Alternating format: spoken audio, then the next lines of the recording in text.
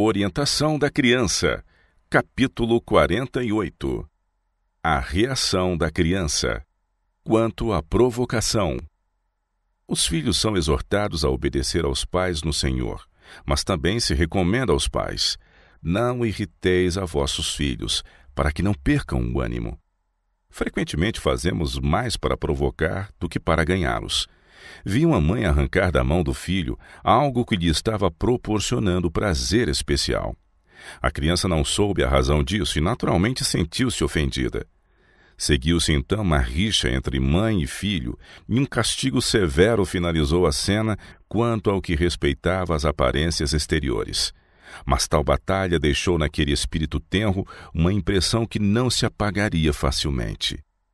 Esta mãe agiu imprudentemente. Não raciocinou partindo da causa para o efeito. Seu procedimento ríspido e insensato suscitou as piores paixões no coração do filho, e em toda ocasião semelhante tais paixões se despertavam e fortaleciam. Ao achar faltas. Não tendes o direito de trazer uma nuvem sombria sobre a felicidade de vossos filhos, devido ao achar faltas ou à censura severa por erros insignificantes. Deve-se fazer que o verdadeiro mal apareça justamente tão pecaminoso como é, e se deve assumir uma atitude decidida e firme para evitar sua repetição. Contudo, não se deve deixar a criança num desesperado estado de espírito, mas com certo grau de coragem para que possa melhorar e alcançar a vossa confiança e aprovação. Podem as crianças desejar fazer o que é direito, podem assentar em seu coração serem obedientes, mas necessitam de auxílio e de animação. Quanto à disciplina severa demais. Oh, como Deus é desonrado numa família onde não há verdadeira compreensão quanto ao que constitui a disciplina familiar, e os filhos estão confusos quanto ao que é disciplina e governo.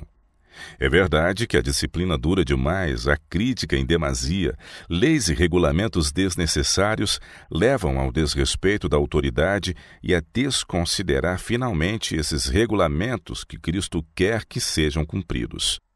Quando os pais mostram um espírito áspero, severo e autoritário, desperta-se na criança um espírito de insubordinação e capricho. Assim, os pais deixam de ter sobre os filhos a influência amenizadora que poderiam exercer. Pais, não podeis ver que palavras ásperas provocam resistência? Que faríeis se fosseis tratados com tanta desconsideração como tratais aos vossos pequeninos? É vosso dever estudar da causa para o efeito. Quando xingastes vossos filhos, quando com furiosas pancadas batestes naqueles que eram demasiado pequenos para se defenderem, perguntastes a vós mesmos: que efeito teria sobre vós tal tratamento? Tendes pensado em quão sensíveis sois quanto às palavras de censura ou culpa? Quão depressa vos ofendeis ao pensardes que alguém deixa de reconhecer a vossa capacidade? Sois apenas crianças crescidas.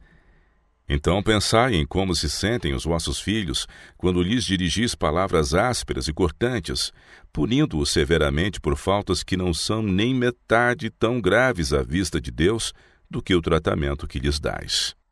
Muitos pais que professam ser cristãos não são convertidos.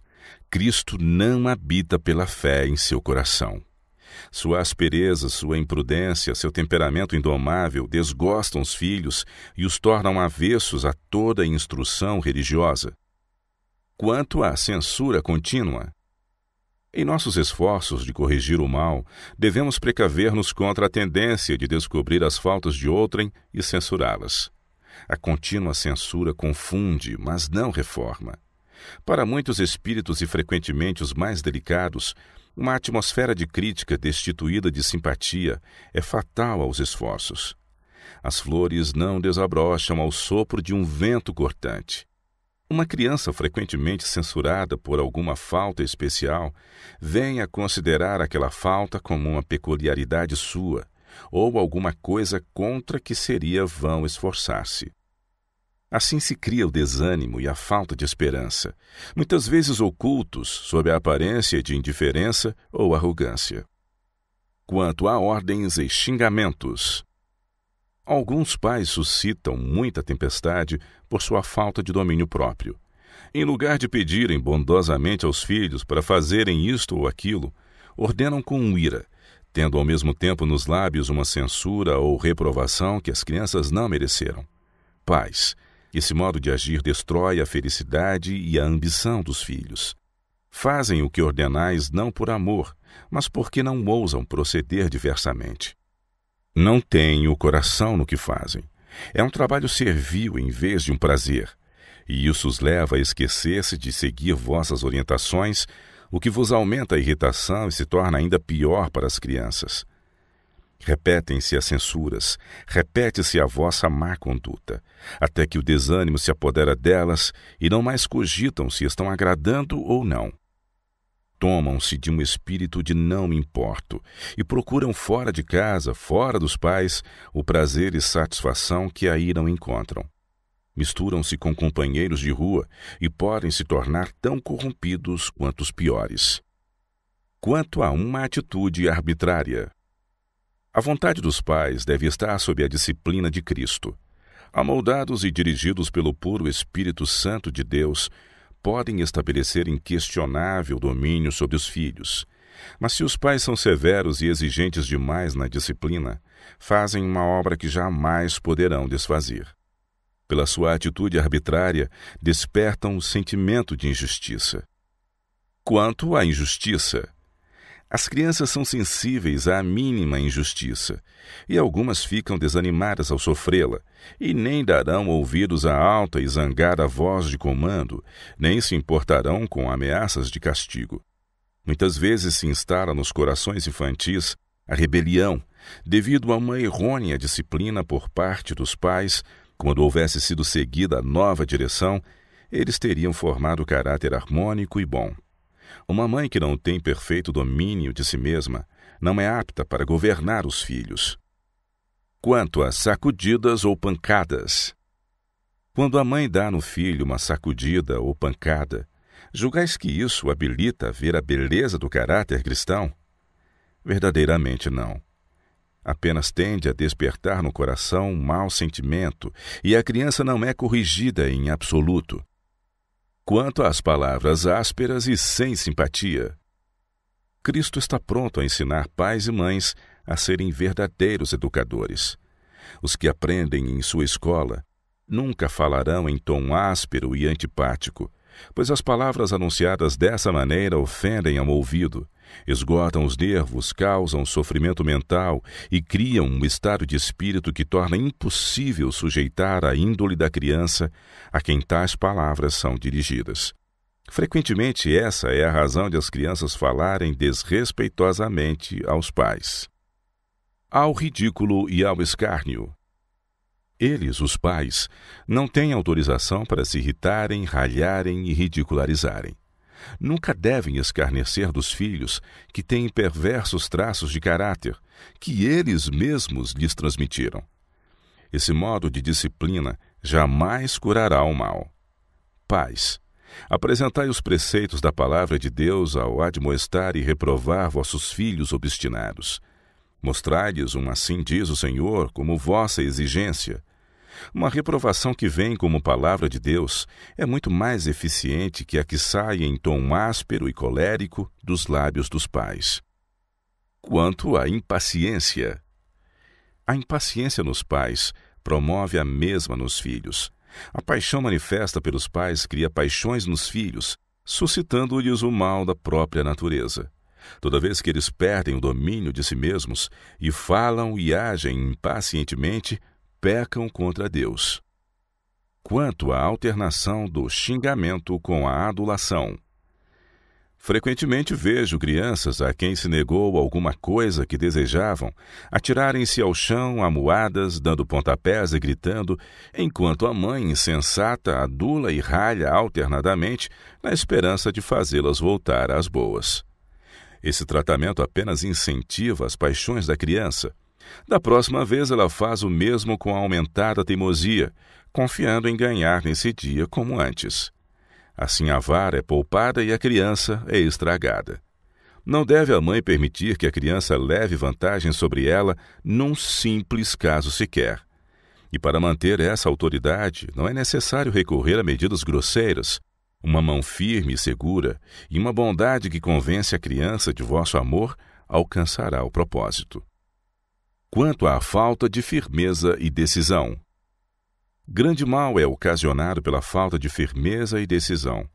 Sei de pais que dizem: você não pode ter isto ou aquilo, e então cedem, julgando que tenham sido estritos demais, e dão à criança justamente a mesma coisa que a princípio haviam recusado. Assim é infligido um prejuízo que perdura por toda a vida. É importante lei da mente, lei que não deve ser passada por alto, que quando um objeto é negado com tanta firmeza que remova toda a esperança, o espírito logo deixará de almejá-lo e se ocupará em outros interesses. Mas enquanto houver qualquer esperança de obter o objeto desejado, far-se-á um esforço para alcançá-lo. Quando é necessário aos pais darem uma ordem direta, o castigo da desobediência deve ser tão invariável como as leis da natureza. As crianças que estão sob esse governo firme e decisivo sabem que quando uma coisa é proibida ou negada, nenhuma importunação ou artifício conseguirá seu objetivo. Daí aprenderem elas logo a submeter-se e serem muito mais felizes ao assim fazê-lo. Os filhos de pais indecisos e demasiadamente condescendentes têm a constante esperança de que a adulação, o choro ou a teimosia possam alcançar seu objetivo, ou que se possam aventurar a desobedecer sem sofrer o castigo. Assim são conservados num estado de desejo, esperança e incerteza que os torna irrequietos, irritáveis e insubordinados. Deus considera esses pais culpados de arruinar a felicidade dos filhos. Essa ímpia e má direção é a chave da impenitência e falta de religião de milhares de pessoas. Tem-se demonstrado a ruína de muitos que professam ter o nome de cristãos. Quanto às restrições desnecessárias. Quando os pais ficam velhos e têm filhos novos a criar, o pai é propenso a pensar que os filhos devem seguir no caminho duro e áspero em que ele mesmo está caminhando. É-lhe difícil reconhecer que os filhos necessitam de que os pais lhes tornem a vida agradável e feliz. Muitos pais negam aos filhos a condescendência naquilo que é seguro e inocente, e tão temerosos estão de os encorajarem no cultivo do desejo de coisas ilícitas que nem mesmo lhes permitem ter o contentamento que as crianças devem ter. Devido ao temor de maus resultados, recusam permitir que aproveitem alguns prazeres simples que teriam evitado, e assim as crianças acham não adiantar esperar qualquer favor e por isso não os pedem. Fogem sorrateiramente para os prazeres que pensam seriam proibidos, e assim é destruída a confiança entre os pais e os filhos. Quanto à negação de privilégios razoáveis. Se o pai e a mãe não tiveram uma infância feliz, por que deveriam anuviar a vida dos filhos devido à sua grande perda a esse respeito? Pode o pai pensar que essa é a única atitude segura a seguir, mas ele se lembre de que nem todos os espíritos são constituídos igualmente, e que quanto maiores os esforços para restringir, tanto mais incontrolável será o desejo de obter aquilo que é negado, e o resultado será a desobediência à autoridade paterna. O pai será ofendido pelo que considera a atitude obstinada do filho, e seu coração sentir-se-á magoado por sua rebelião. Mas não seria bom que considerasse o fato de que a principal causa da desobediência do filho foi sua própria falta de desejo de consentir com ele naquilo em que não havia pecado? Os pais pensam serem dadas suficientes razões para seu filho se abster de buscar seu consentimento, visto eles lhe o haverem negado. Mas os pais devem lembrar-se de que os filhos são seres inteligentes, e com eles devem lidar como gostariam que consigo mesmos lidassem. Quanto à severidade. Os pais que exercem o espírito de domínio, imperialismo e autoridade, que lhes foram transmitidos por seus próprios pais e que os levam a serem exigentes demais na disciplina e instrução, não educam corretamente os filhos. Por sua severidade ao tratar com seus erros, despertam as piores paixões do coração humano e deixam nos filhos um sentimento de injustiça e de maldade. Encontram nos filhos a mesma disposição que eles mesmos lhes têm comunicado. Tais pais afastam os filhos de Deus ao lhes falarem em assuntos religiosos, pois a religião cristã fica pouco atrativa e mesmo repulsiva por essa falsificação da verdade. Dirão os filhos: bem, se isso é religião, nada quero com ela. Assim é que frequentemente se cria no coração a inimizade contra a religião.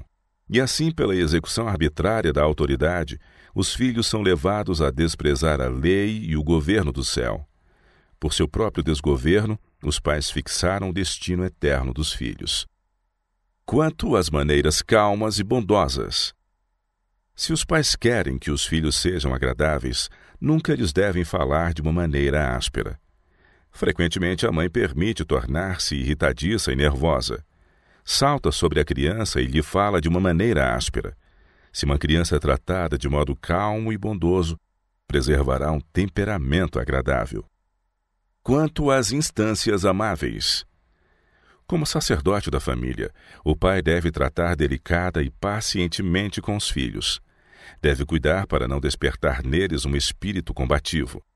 Não deve permitir que a transgressão passe sem corretivo, mas assim mesmo há um modo de corrigir sem despertar as piores paixões do coração humano. Fale com amor às crianças, dizendo-lhes quão triste está o Salvador com a sua atitude.